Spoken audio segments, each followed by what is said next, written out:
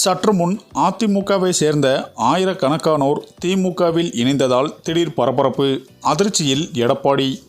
அதாவது கரூர் அதிமுக தெற்கு நகர மீனவரணி செயலாளர், இளைஞர் மற்றும் இளம் பெண்கள் பாசறை தெற்கு நகர துணைச் செயலாளர் உள்ளிட்ட பலர் அதிமுகவில் இருந்து விலகி செந்தில் பாலாஜி முன்னிலையில் திமுகவில் இணைந்தனர். மேலும் தமிழக சட்டமன்ற தேர்தலுக்கு இன்னும் 9 மாதங்களே உள்ள நிலையில் திமுக தனது கூட்டணியை தக்க வைத்து தேர்தலை சந்திக்க ஆயத்தமாக வருகிறது. விசிக திமுக கூட்டணியிலிருந்து விலகி விடுமோ என்ற சந்தேகமும் ஏற்படுத்தியது. ஆனால் திமுக கூட்டணியில்தான் இருக்கோம் என்பதை திருமாவளவன் தெள்ள தெளிவாக உறுதிப்படுத்தி வருகிறார். ஆனால் அதிமுக பொதுச் செயலாளர் எடப்பாடி பழனிசாமியோ எந்த காலத்திலும் பாஜகவுடன் கூட்டணி இல்லை என்றே தொடர்ந்து தெரிவித்து வந்தார்.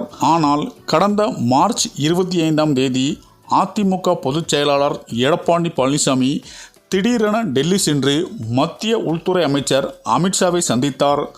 தமிழக நலனுக்காக சந்திப்பதாகவே அவர் கூறினாலும் கூட்டணி பேச்சுதான் இப்போது பாஜக தரப்பு உறுதிப்படுத்தியது.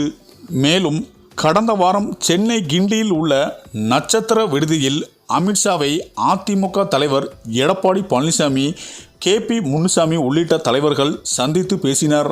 அதிமுக, பாஜக மற்றும் பிற கட்சிகள் இணைந்தே தேசிய ஜனநாயக கூட்டணி, அதாவது வருகின்ற 2026 சட்டப்பேரவை தேர்தலை எதிர்கொள்ளும் என அமித்ஷா அறிவித்தார். பாஜகவுடன் கூட்டணி வைத்த அதிமுகவை திமுக உள்ளிட்ட பல கட்சிகள் விமர்சனம் செய்து வருகின்றனர். மேலும் பாஜகவுடன் கூட்டணி வைப்பதற்கு எதிர்ப்பு தெரிவித்து அதிமுகவில் இருந்து அக்கட்சியினர் அடுத்தடுத்து விலகி வருகின்றனர். இந்த நிலையில் கரூர் அதிமுக தெற்கு நகர மீனவரணி செயலாளர் மற்றும் இளைஞர் மற்றும் பெண்கள் பாசறை தெற்கு நகர துணைச் செயலாளர் உள்ளிட்ட பலர் அதிமுகவில் இருந்து விலகி செந்தில் பாலாஜி முன்னிலையில் திமுகவில் இணைந்துள்ளனர். ஏற்கனவே நேற்று அதிமுக முன்னாள் MLA KU அசனா விலகியது குறிப்பிடத்தக்கது.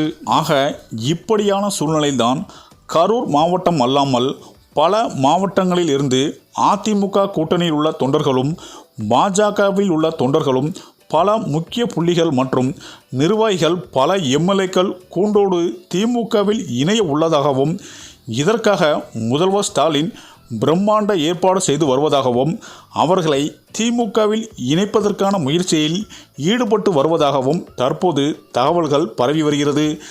இந்த தகவலானது அதிமுக தலைமையான எடப்பாடியை கடும் அதிர்ச்சியில் ஆழ்த்தியுள்ளது என அரசியல் வட்டாரங்கள் பேசி வருகின்றனர்.